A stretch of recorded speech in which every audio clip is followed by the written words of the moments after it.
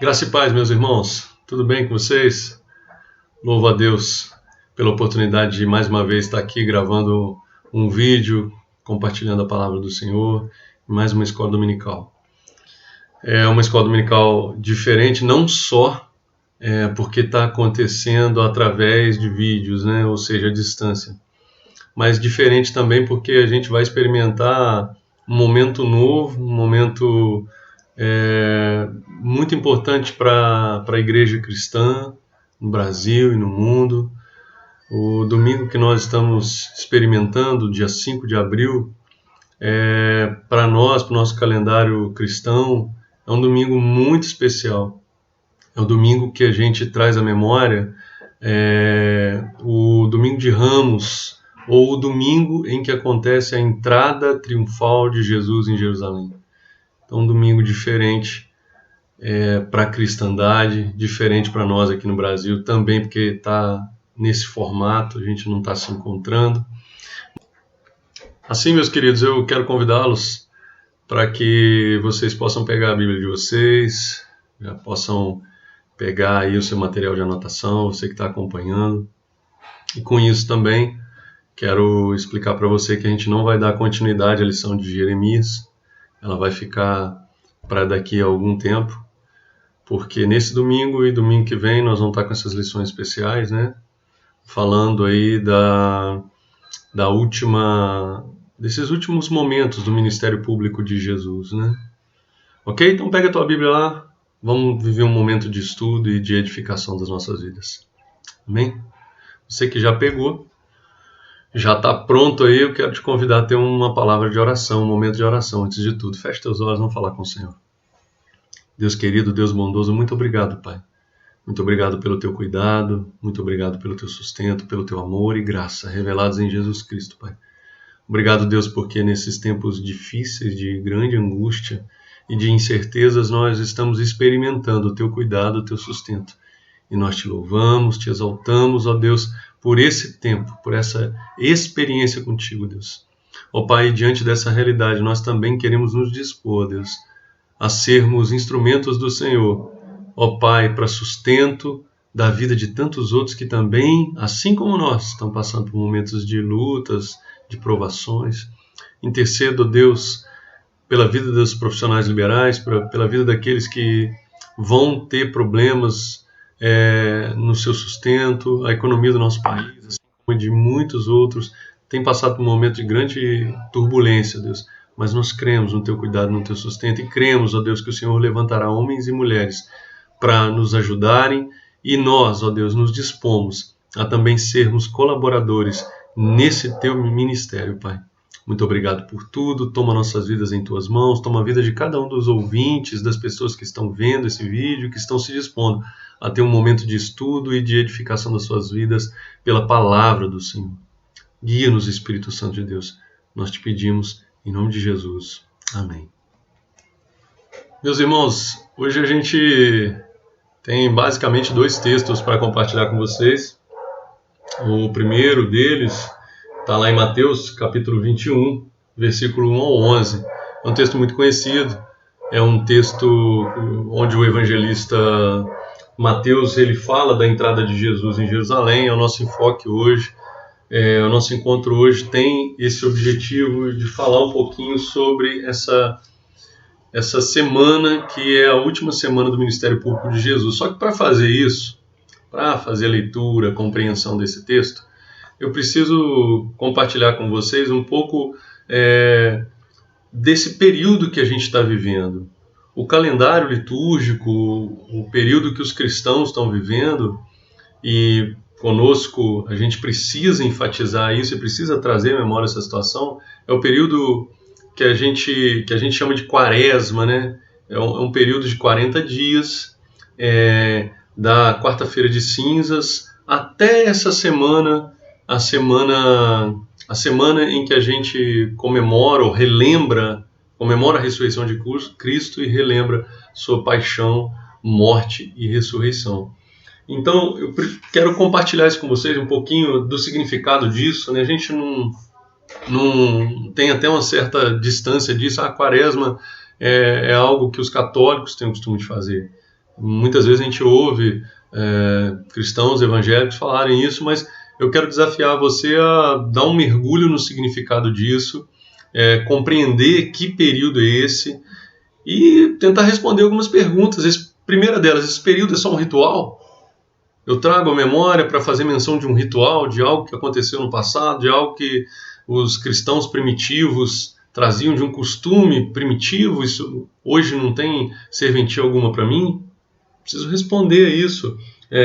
Pensando nisso, acerca de ser só um ritual, eu me pergunto, né, se vai para além de um ritual, se a sua significância vai para além de um ritual, o que ele significa efetivamente para mim?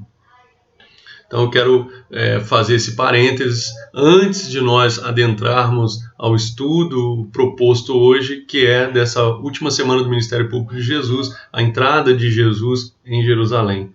Falar um pouco desse período chamado Quaresma. Eu comentei aqui que esse período é um período de 40 dias, que começa lá na quarta-feira de cinzas e vai até essa semana que nós estamos vivenciando, começando hoje, domingo, dia 5 de abril, né? Por que a igreja viveu isso no passado? É a primeira pergunta que a gente precisa se fazer.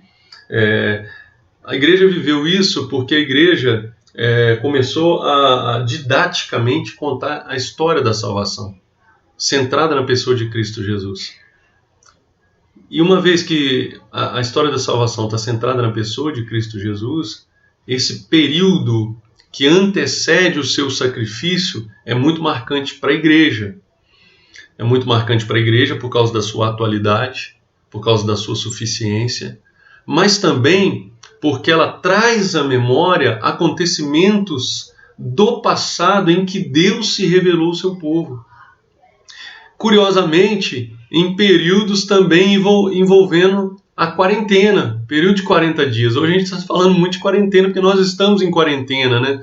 Nós estamos vivendo um período de isolamento em razão de um vírus mundial que tem acometido inúmeras pessoas.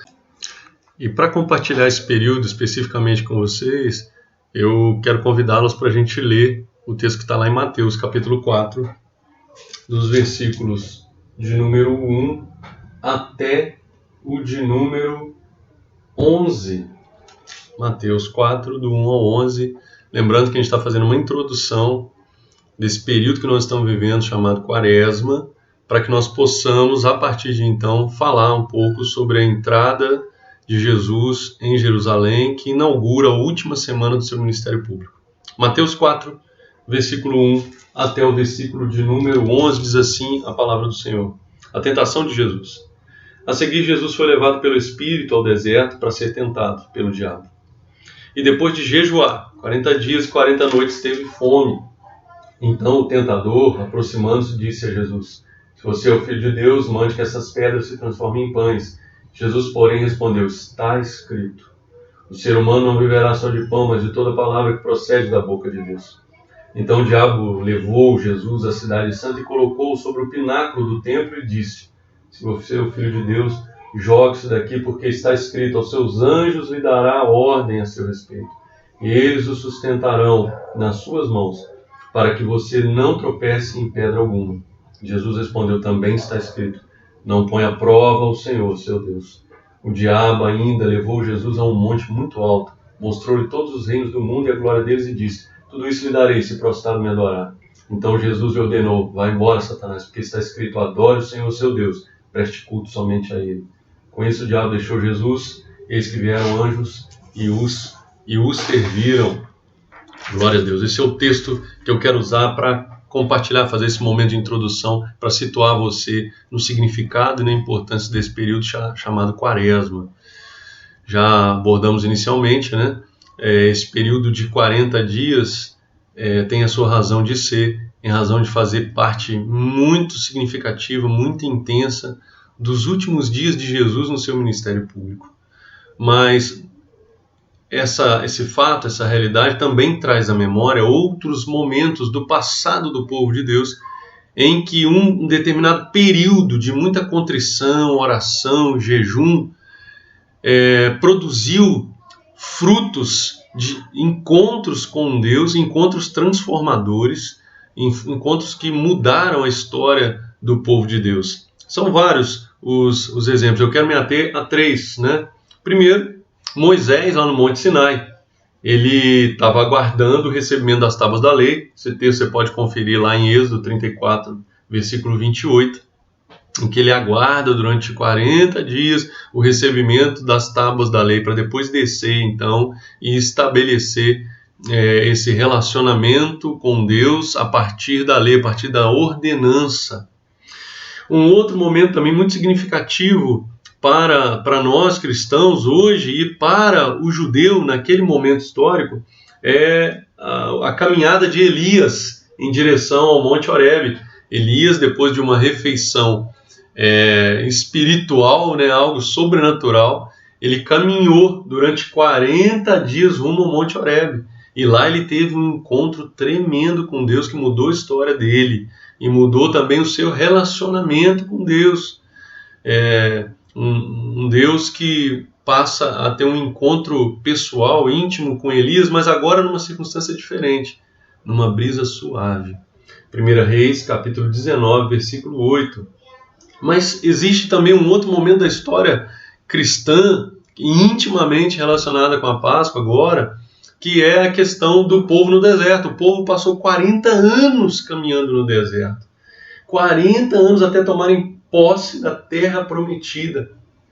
E aqui, quando Jesus é submetido a essa tentação, o que a gente percebe é que, de alguma forma, ele refez o caminho que o povo judeu até então havia feito, só que com uma grande diferença. Ele refez o caminho do seu povo e não pecou, e não caiu, não se perdeu, né? O que esse texto e essa busca, né, por rememorar esse período traz de lição para a minha vida? Bom, inúmeras. A primeira delas é que esse período de 40 dias, esse período em que nós estamos aí experimentando os últimos dias do ministério público de Jesus, a gente traz para nós como um período de muita contrição, de oração, de jejum. Então, para além de um ritual que a igreja vive aí o período da quaresma. Tá, mas o que isso significa para mim? Significa para mim que Jesus compreende o que nós estamos experimentando. E Jesus nos ajuda nas nossas tentações. Jesus nos ajuda quando nós somos tentados. Olha que maravilha ter isso em mente. Jesus compreende o que nós experimentamos. Jesus compreende. Esse período de quarentena forçada que nós estamos vivendo, Jesus compreende isso. Esse período que nós estamos sendo tentados a fazer inúmeras coisas, às vezes até a não submetermos, Jesus compreende isso e Ele nos ajuda nas nossas tentações. Poxa, mas que tentações são essas, Ju? As que Jesus experimentou. Elas estão tranquilamente reveladas para nós. Primeiro, a tentação de saciar a sua própria necessidade. O texto diz que Jesus teve fome. E ele poderia, de fato, saciar a sua própria necessidade, mas ele faz a opção de obedecer. De entender que a necessidade que ele tinha não era capaz de se sobrepor à missão que ele também tinha. A necessidade que o próprio povo tem hoje, nos dias de hoje, né? Para muitos que ainda não receberam Jesus como Senhor e Salvador, a necessidade que o povo tinha de receber salvação, de receber um Salvador. Qual a segunda tentação? A tentação de exercer autoridade e glória. Exercer autoridade e glória. Jesus renuncia a isso. Não poderia, mas não vou exercer autoridade e glória. E por fim, a tentação de ser reconhecido pelos outros, um reconhecimento humano, uma riqueza humana. Jesus abre mão disso. Jesus não sucumbe a essas tentações e nos ensina muito. Eu quero dizer para você que entrar nessa semana chamada Santa tem grande significância. São momentos tremendos, começando aí, tendo início com a entrada de Jesus em Jerusalém, mas essa semana só, por si só, ela pode ficar diminuída se você não entender o contexto todo. O contexto todo é muito tremendo, tem muito a nos ensinar. Nesse período em que nós estamos vivendo, esse período de quaresma, esse período de 40 dias, aí nessa expectativa de viver, de rememorar todo o sacrifício de Jesus, sua paixão, morte e ressurreição, tem que deixar de ser um ritual para ensinar para nós muitas coisas. Primeiro, arrependimento. É um período de arrependimento, é um período em que a gente se volta para nós mesmos. Fala, Deus, onde que eu estou errando? Nesse meu caminho, Senhor, nesse caminho que eu estou fazendo, em direção ao Senhor, onde que eu estou errando? Preciso me arrepender. Esse caminho do deserto significa provação, sim, mas significa também transição. Ele é transitório, ele não é perpétuo, ele não vai durar eternamente. Ele faz parte de um caminho, ele não é um fim em si mesmo. Ele vai ter fim. É um período em que eu pratico disciplinas espirituais que me ajudam a atravessar o deserto. A oração, o jejum. E aí, sobre o jejum, a gente precisa ter em mente o seguinte: jejum precisa, para nós, ser muito mais do que a abstenção de uma determinada comida, a abstenção parcial, total, de determinado alimento. A gente precisa também ter em mente do jejum que é apregoado lá no livro de Isaías, capítulo 58. Um jejum que tem muito a ver, está muito vinculado com as obras de misericórdia, com amor ao próximo. Historiadores dizem que no tempo que as pessoas jejuavam antigamente, elas pegavam aquele alimento que elas abriram mão e elas doavam para os necessitados. Olha que proposta interessante. Eu sei que a gente está vivendo um momento que a gente não sai de casa, né? A gente está recluso, mas daqui a pouco a gente vai poder sair. Olha que situação interessante, que disposição interessante. Eu abro mão do alimento, eu me conecto com Deus através dessa disciplina espiritual, eu sou fortalecido, mas esse alimento aqui que eu não comi, eu vou entregar a alguém que necessita, eu vou compartilhar com alguém que necessita. Isso tem muito a ver com esse período de quaresma, tem muito a ver com esse período de contrição, de oração, de jejum, de reflexão, tem muito a ver com tudo isso. Feitas essas considerações, eu quero chamar você para a gente aí sim adentrar ao texto bíblico proposto no início. Irmãos, agora eu quero convidar vocês para a gente dar continuidade a partir da leitura também de um texto que está lá em Mateus, mas agora capítulo 21. Capítulo 21, versículo 1 até o versículo de número 11. Tem como título Jesus entra em Jerusalém. E aí sim a gente vai fazer um estudo mais detido desse texto, que é o texto que apresenta a entrada de Jesus em Jerusalém, dando início aí à sua última semana de ministério público. Abra a tua Bíblia aí comigo em Mateus capítulo 21, a partir do verso de número 1. Diz assim o texto: Quando se aproximaram de Jerusalém, chegaram a Betfagé, ao Monte das Oliveiras, Jesus enviou 2 discípulos, dizendo-lhes: Vão até a aldeia que está diante de vocês, e logo encontrarão preso uma jumenta e com ela um jumentinho. Desprendam e tragam para mim. Se alguém disser alguma coisa, respondam: o Senhor precisa deles. E logo ele deixará que vocês tragam os animais. Ora, isto aconteceu para se cumprir o que foi dito por intermédio do profeta. Digam à filha de Sião: eis que o seu rei vem até você, humilde, montado em jumenta e num jumentinho, cria de animal de carga. Indo os discípulos, e tendo feito como Jesus lhes havia ordenado, trouxeram a jumenta e o jumentinho. Então puseram em cima deles as suas capas, e sobre elas Jesus montou. E a maior parte da multidão estendeu as suas capas pelo caminho, outros cortavam ramos de árvores espalhando-os pelo caminho, e as multidões, tanto as que iam adiante dele, como as que o seguiam, clamavam: Hosana ao filho de Davi, bendito que vem em nome do Senhor, Hosana nas maiores alturas. E quando Jesus entrou em Jerusalém, toda a cidade se alvoroçou e perguntavam: quem é este? E as multidões respondiam: este é o profeta Jesus, de Nazaré da Galileia. Até aqui. Eu quero compartilhar esse texto com vocês a partir das suas dualidades. João, mas dualidades como assim? O texto fala da entrada de Jesus em Jerusalém, em outras traduções o título é a entrada triunfal de Jesus em Jerusalém.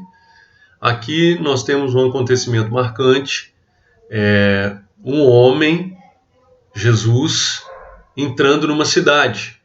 E aí eu quero compartilhar a dualidade em que aspecto? Primeiro, qual a expectativa que se tinha da entrada triunfal de alguém?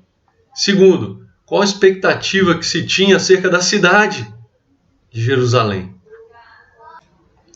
Em outras palavras, quem é este homem? Assim como perguntaram naquela cidade naquele momento, e eu me permito fazer a pergunta também: que cidade é essa?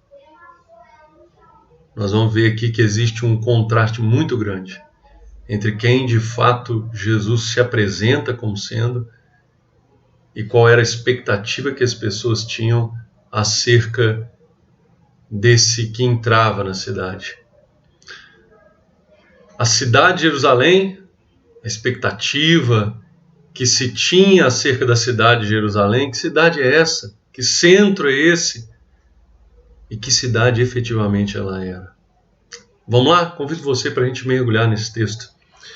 Primeiro, qual era a expectativa que se tinha acerca de uma autoridade entrando na cidade? O desfile das autoridades entrando nas cidades era muito comum a partir do domínio. Quando uma cidade, uma determinada nação dominava a outra, havia assim um desfile dessas autoridades. E esses desfiles eram desfiles triunfais, carregados de pompa, de marchas imperiais, anunciados por arautos, escoltados por força militar, recebidos e aclamados pelas elites locais. Essa era a expectativa da entrada de uma autoridade na cidade de Jerusalém. Essa autoridade representava, na perspectiva romana, o próprio império. A expectativa que o povo tinha acerca dessa autoridade que entrava nesse desfile militar cheio de pompa, de grandeza, de ostentação. Qual a expectativa que o povo tinha? Dá um certo sentimento de grandeza, né? Nossa, que coisa grandiosa, nossa, que desfile. A gente, na nossa nação e nas nações pelo mundo afora, né, que relembram a sua independência, a gente tem os desfiles militares, né, a autoridade máxima do país está lá, nos países democráticos dos três poderes, tem aquele desfile militar, aquela pompa toda, a gente assiste pela televisão, né? Quando eu era pequeno, a gente ia ao desfile, ia à cidade, sabíamos cantar o hino. Mas, enfim, hoje a gente ainda vê pela televisão e vê aquele troço grandioso, aquele aparato militar, aquele aparato bélico. E desperta um sentimento de certa grandeza nas pessoas. Mas também, naquele povo, naquele momento, a experiência que o povo tinha com esses desfiles era também uma experiência de intimidação, de demonstração de poder, de demonstração que o povo ali pertencia a um soberano. E mais, qual era a destinação daquela autoridade? Governar.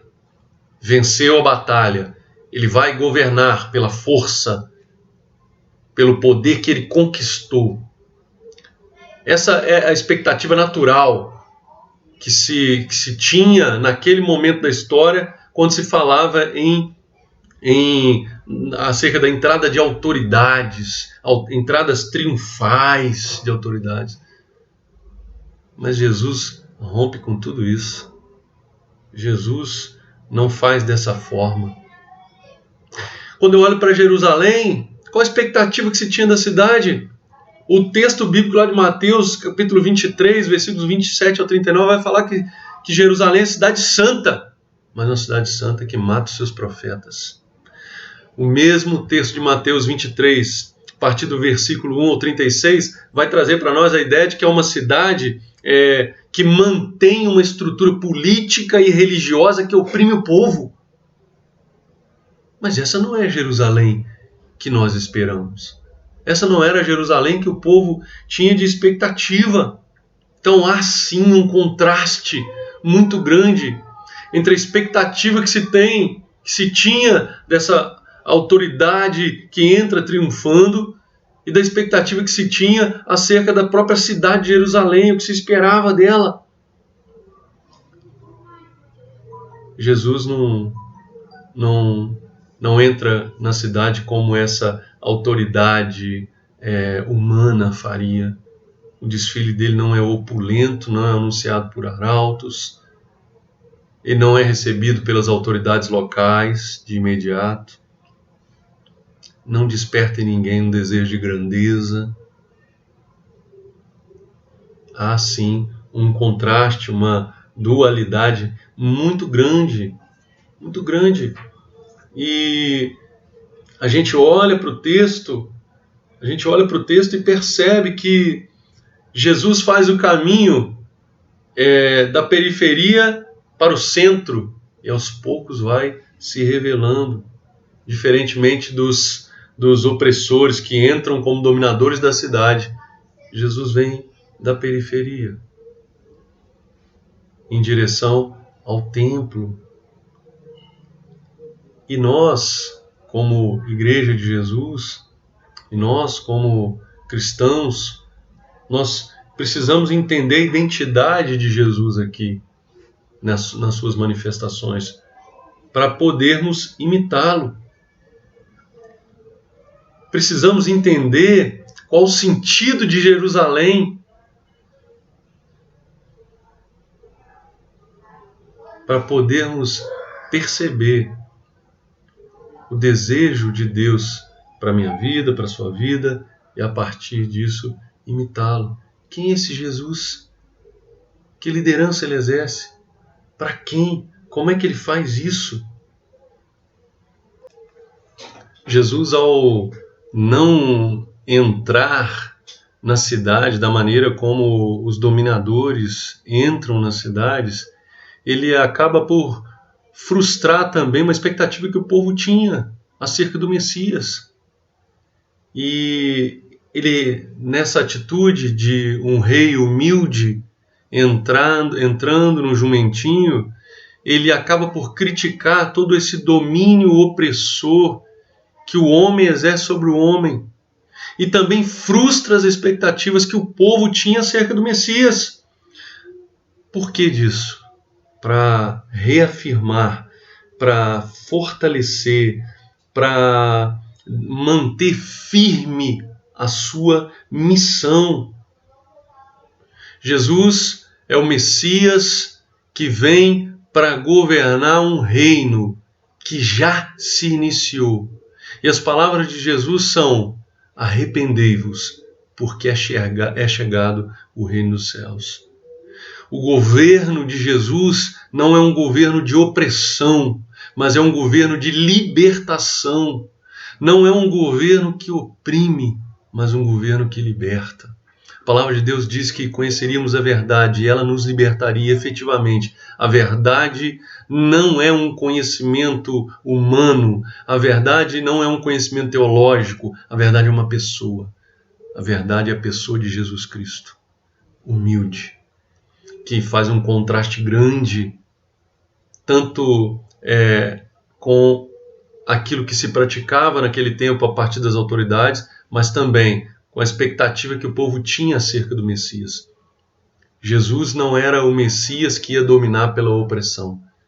Ele era o Messias que governou governa e governará,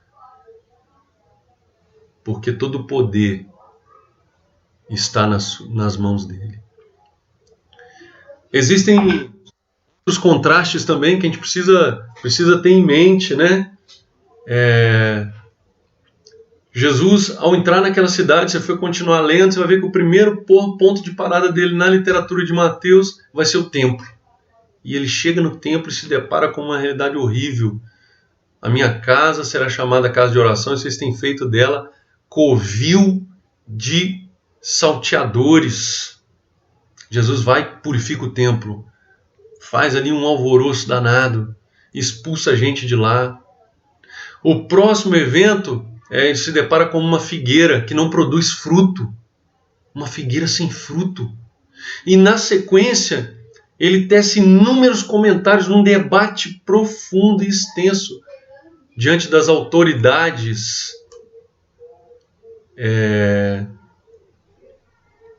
religiosas daquela época para afirmar a sua autoridade.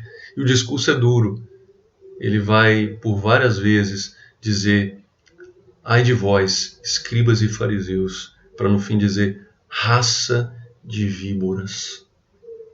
A autoridade de Jesus está centrada na pessoa, no governo, no domínio que o Pai deu nas mãos dele. E o governo de Jesus é um governo que traz libertação. O reino dele começa com as palavras: arrependei-vos, pois é chegado o reino dos céus. Jesus aqui é paz, Jesus aqui é humilde, Jesus aqui é manso. Quem é esse Jesus? Que expectativa que temos acerca de Jesus? Jesus entrou na cidade, diferentemente do que muita gente imaginava. Encontrou uma cidade muito diferente do que devia ser. E trouxe, naquele momento, salvação, vivenciando, assumindo a missão que ele tinha. Rememorar a entrada de Jesus em Jerusalém é nos depararmos com a essência de Jesus. Quem é Jesus? Um Salvador, humilde, manso, que traz paz e que governa, domina, tem tudo em suas mãos e que se entregou para cumprir a missão que lhe foi dada, uma missão que resgatou a minha vida e resgatou a sua vida. Então que nesse domingo de Ramos, domingo que nós rememoramos a entrada de Jesus em Jerusalém, nós tenhamos isso em mente. Conhecer e prosseguir em conhecer. Não sermos enganados pelas falsas expectativas que muitos nutrem acerca de Jesus. E nos apegarmos a quem verdadeiramente Jesus é. Humilde. Irmãos, que enquanto igreja possamos ser fiéis às expectativas de um Jesus cujo reino é de alegria, justiça e paz. Que Deus nos abençoe nesse domingo de Ramos, que nós possamos anunciar um Jesus que é cheio de autoridade, uma autoridade dos altos céus, um Jesus cujos impossíveis para ele não existem. Que nós possamos anunciá-lo, um Jesus que verdadeiramente liberta e que governa com justiça, com amor e com humildade. Deus nos abençoe, que esse estudo possa frutificar na tua vida, possa edificar a tua vida, é o nosso desejo, em nome do Senhor Jesus. Eu quero me despedir de você, orando. Feche teus olhos, vamos falar com o Senhor. Pai querido, Deus bondoso, muito obrigado, Pai, por esse momento de estudo da Tua Palavra, por esse momento de compartilhar isso com um número de pessoas que eu não sei, Deus, quantas serão, mas que possa ser um momento de edificação na vida deles, como tem sido na minha. Nos abençoe, Deus, para que possamos compreender, Deus, e viver as expectativas corretas acerca do Teu reino, da Tua justiça, Pai. Pai querido, muito obrigado por podermos mais uma vez, mesmo em circunstâncias adversas, celebrar, ó Deus, mais uma Semana Santa. Uma semana que é santa pelo Senhor, pelos atos que o Senhor praticou, pelo sacrifício que o Senhor fez, Deus. Que esse sacrifício continue vivo em nós. Que esse sacrifício, ó Deus, produza vida em nós. Vida para ajudar a trazer a vida àqueles que estão perto de nós, Deus. Nós te agradecemos, orando em nome de Jesus Cristo. Amém. Deus abençoe, meus irmãos. Até a próxima.